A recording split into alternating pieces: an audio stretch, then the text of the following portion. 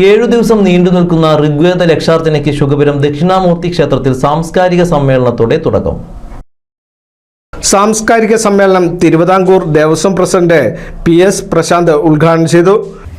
കേവലം ചുമ്മാ പറയുന്നതല്ല, നമ്മൾ വേദഗ്രന്ഥങ്ങളും മറ്റ് പൗരാണികമായ ഗ്രന്ഥങ്ങളും ഒക്കെ പരിശോധിച്ചാൽ അത്രയും ഒരു പ്രശസ്തിയും പൗരാണികതയും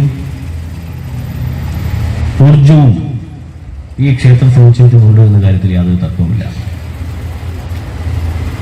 ഇന്ത്യയിലെ തന്നെ ഏറ്റവും പ്രധാനമായ ഋഗ്വേദത്തിന്റെയും സാമവേദത്തിന്റെയും ഒരു കേന്ദ്രമാണ് ഈ ശുഗപുരം ദക്ഷിണാമൂർത്തി ക്ഷേത്രം.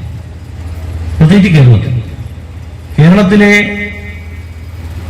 ഋഗ്വേദ പാരമ്പര്യത്തിന്റെയും സോമവേദ പാരമ്പര്യത്തിന്റെയും ഒരു കേന്ദ്രമാണ് ഈ ക്ഷേത്രമെന്ന് യാതൊരു സംശയവുമില്ല. നേരത്തെ ഇവിടെ സോദപ്രാസംഗം പറഞ്ഞതുപോലെ ഇത് വലിയ ഗവേഷണങ്ങൾക്കൊക്കെ വിധേയമാക്കേണ്ട ഒരു ക്ഷേത്രമാണ്.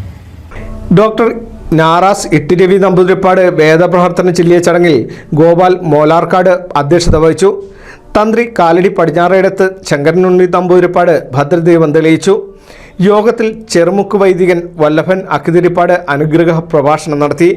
TC ബിജു, തെക്കിനിയേടത്ത് കൃഷ്ണൻ നമ്പൂതിരി, കാണിപ്പയ്യൂർ കൃഷ്ണൻ നമ്പൂതിരിപ്പാട്, പിന്നണി ഗായകൻ അനൂപ് ശങ്കർ, മേൽശാന്തി സിനോജ് നമ്പൂതിരി, K സദാനന്ദൻ, പവിത്രാധൻ മാസ്റ്റർ എന്നിവർ സംസാരിച്ചു. NCV news Edappal.